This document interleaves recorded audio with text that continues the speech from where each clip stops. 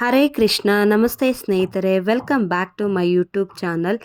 ಚಳಿಗೆ ಬಿಸಿ ಬಿಸಿ ರೊಟ್ಟಿ ಜೊತೆ ಹಣ್ಣುಳಿಕಾಯಿ ಪಲ್ಯ ತಿಂತಾ ಇದ್ದರೆ ಗ್ರೇವಿ ಮಾಡಿಕೊಂಡು ಎಷ್ಟು ಚೆನ್ನಾಗಿರುತ್ತೆ ಅಂದರೆ ಆಹಾ, ತುಂಬ ಚೆನ್ನಾಗಿರುತ್ತೆ. ರೊಟ್ಟಿ ಮಾತ್ರ ಬಿಸಿ ಬಿಸಿದೇ ತಿನ್ನಿ, ಯಾಕಂದರೆ ಈ ಚಳಿಗೆ ಬಿಸಿ ಬಿಸಿ ತಿಂದ್ರೇ ಚೆನ್ನಾಗಿರೋದು. ಹಾಗಾಗಿ ನಾನಿವತ್ತು ಹಣ್ಣುಳಿಕಾಯಿ ಜಾಸ್ತಿ ಇತ್ತಂತ ಹಣ್ಣುಳಿಕಾಯಿ ಗ್ರೇವಿ ಮತ್ತು ರೊಟ್ಟಿನ ಯಾರಿಗೆಲ್ಲ ರೊಟ್ಟಿ ಮಾಡೋಕ್ಕೆ ಬರೋಲ್ಲ ಅವರು ಕೂಡ ರೊಟ್ಟಿ ಮಾಡ್ಕೋಬೋದು, ಆ ರೀತಿ ತೋರಿಸ್ತಾ ಇದ್ದೀನಿ. ಫಸ್ಟಿಗೆ ನಾನಿಲ್ಲಿ ಹಣ್ಣುಳಿಕಾಯಿ ಗ್ರೇವಿನ ರೆಡಿ ಮಾಡ್ಕೊಂಬಿಡೋಣ. ಅದಾದಮೇಲೆ ನಾವು ರೊಟ್ಟಿನ ರೆಡಿ ಮಾಡ್ಕೊಳ್ಳೋಣ. ಒಂದು ಬೌಲಷ್ಟು ಹಣ್ಣುಳಿಕಾಯಿನ ತೊಗೊಂಡಿದ್ದೀನಿ. ಅದಕ್ಕೆ ಒಂದು ಬಟ್ಲಷ್ಟು ಕಾಯಿ ತುರಿ ಮತ್ತು 2 ಟೊಮೊಟೊ, ಒಂದು 2 ಈರುಳ್ಳಿನ ಎಲ್ಲ ಕಟ್ ಮಾಡಿ ಇಟ್ಕೊಂಡಿದ್ದೀನಿ. ಮಿಕ್ಸಿ ಜಾರ್ಗೆ ಪ್ರತಿಯೊಂದನ್ನು ಹಾಕ್ಕೊಂಡು ನೀಟಾಗಿ ಗ್ರೇವಿ ಮಾಡ್ಕೊಳ್ಳೋದಕ್ಕೆ ಫಸ್ಟು ಮಸಾಲೆನ ರೆಡಿ ಮಾಡ್ಕೊತಾ ಇದ್ದೀನಿ. ನೀಟಾಗಿ ನುಣ್ಣಗೆ ರುಬ್ಬಿಟ್ಕೊಳ್ಳೋಣ. ನೆಕ್ಸ್ಟು ಒಂದು ಕುಕ್ಕರ್ಗೆ ನಾನಿಲ್ಲಿ ಸ್ವಲ್ಪ ಎಣ್ಣೆ, ಜಾಸ್ತಿ ಏನು ಬೇಕಾಗಲ್ಲ, ಒಂದು ಸ್ವಲ್ಪ ಎಣ್ಣೆ, ಒಂಚೂರು ಜೀರಿಗೆ ಮತ್ತು ಸಾಸಿವೆ, ಕರಿಬೇವು ಇದ್ದರೆ ಕರಿಬೇವು ಹಾಕ್ಕೊಂಡು ಸಿಡಿಸ್ಕೊಳ್ಳಿ.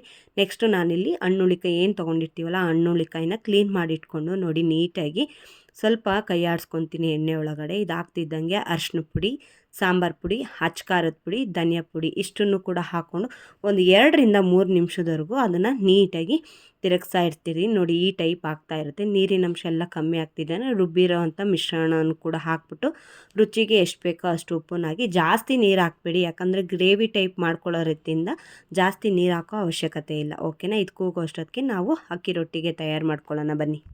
ನಾನಿಲ್ಲಿ ಮಸಾಲೆ ಅಕ್ಕಿ ರೊಟ್ಟಿನ ಮಾಡ್ತಾಯಿದ್ದೀನಿ. 2 ಬೌಲಷ್ಟು ಅಕ್ಕಿ ಹಿಟ್ಟು ಮತ್ತು ತುರಿದಿರೋ ಈರುಳ್ಳಿ, ಕ್ಯಾರೆಟು ಮತ್ತು ಸಬ್ಬಕ್ಕಿ ಸೊಪ್ಪು, ಕೊತ್ತಂಬರಿ ಸೊಪ್ಪು, ಜೀರಿಗೆ, ಉಪ್ಪನ್ನು ಹಾಕ್ಕೊಂಡು ನೋಡಿ ನೀಟಾಗಿ ಅದರಲ್ಲಿರೋ ನೀರಿನ ಅಂಶ ಹೋಗೋ ಥರ ನೀಟಾಗಿ ಆ ಹಿಟ್ಟಿಗೆ ಅಂಟ್ಕೋಬೇಕು. ಆ ಥರ ಕೈಯಲ್ಲೇ ಚೆನ್ನಾಗಿ ನಾದ್ಕೊಳ್ಳಿ. ಈ ಥರ ನಾದ್ಕೊತಾ ಇರಬೇಕು. ಅದಾದ ನಂತರ ಕಾಯಿಸಿರೋ ಅಂಥ ಬಿಸಿನೀರನ್ನ ಹಾಕ್ಕೊಳ್ಳಿ, ಯಾಕಂದರೆ ನಾವು ಲಟ್ಟಿಸ್ತಾ ಇದ್ದೀವಿ. ಹಾಗಾಗಿ ನೀಟಾಗಿ ಕಾಯ್ದಿರೋ ಅಂಥ ಬಿಸಿನೀರು ಹಾಕ್ಕೊಂಡು ನೋಡಿ ಅದಕ್ಕೆ ಹಿಟ್ಟು ಬರೋ ಹಾಗೆ ನೀಟಾಗಿ ನಾದಿಟ್ಕೋಬೇಕು. ನೋಡಿ ಒಂದೊಂದೇ ಚಿಕ್ಕ ಚಿಕ್ಕ ಉಂಡೆ ಥರ ಮಾಡ್ಕೊತಾ ಇದ್ದೀನಿ.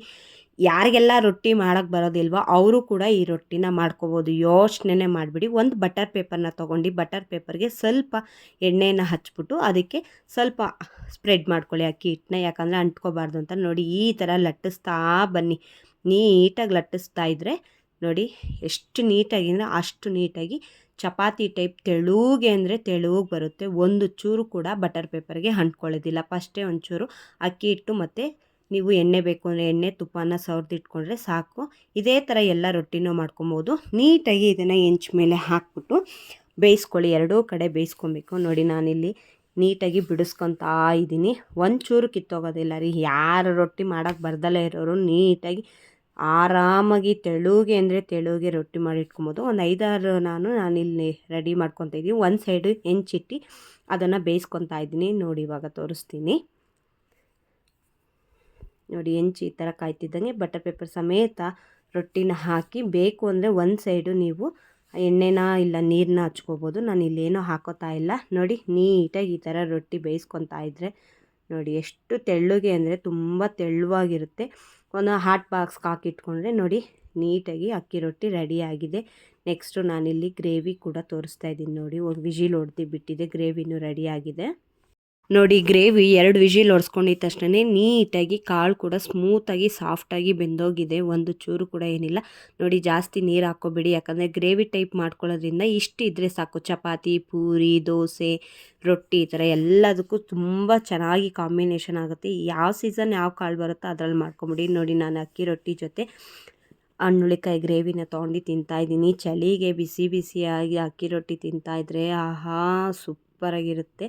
ನೀವು ಕೂಡ ಮನೆಯಲ್ಲಿ ಮಾಡಿ ನೋಡ್ಕೊಳ್ಳಿ. ಯಾರಿಗೆಲ್ಲ ಯಜಮಾನ್ರು ಏನಮ್ಮ ರೊಟ್ಟಿ ಮಾಡೋದಕ್ಕೆ ಬರಲ್ವಾ, ನಮ್ಮಮ್ಮ ಹಾಗೆ ಮಾಡ್ತಾಯಿದ್ರು ಹೀಗೆ ಮಾಡ್ತಾಯಿದ್ರು ಅಂತ ಅಂದರೆ ಇರಪ್ಪ ನಾನು ನಿನಗೆ ಮಾಡಿಕೊಡ್ತೀನಿ ಅಂತ ಹೇಳಿ ನೀವು ಕೂಡ ನೋಡಿ ನೀಟಾಗಿ ಮಾಡ್ಕೊಂಡು ತಿನ್ಬೋದು. ನೋಡಿ ಹಣ್ಣುಳಿಕಾಯಿ ಒಂದು ಚೂರು ಕೂಡ ಗಟ್ಟಿ ಇಲ್ಲ, ಅಷ್ಟು ನೀಟಾಗಿದೆ. Thank for watching my YouTube channel. Keep supporting.